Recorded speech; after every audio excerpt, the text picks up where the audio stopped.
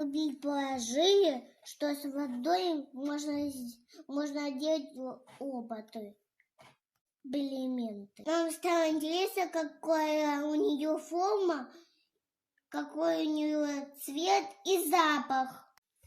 Мы стали ее ловить руками, но у нас ничего не вышло.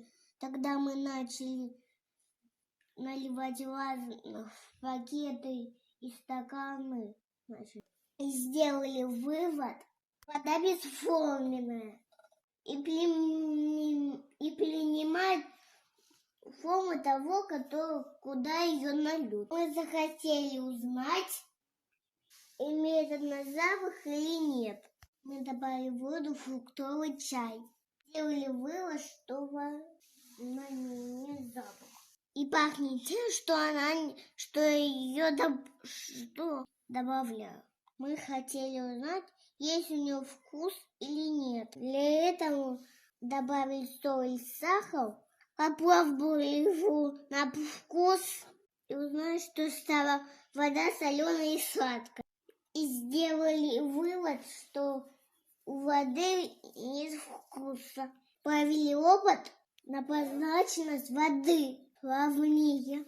Чистую грязную воду. Чистая вода прозрачная, грязная вода непрозрачная. Сравнили цель воды. Добавили в 1 стакан и в воду чай.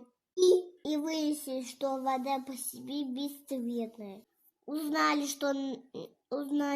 на несколько телефонов, вода превращается в лед. Тает снова тепла. Узнали, что снег тает от рук, от воздуха, от источника тепла. Скорость таяния разная. Узнали, что такое талая вода.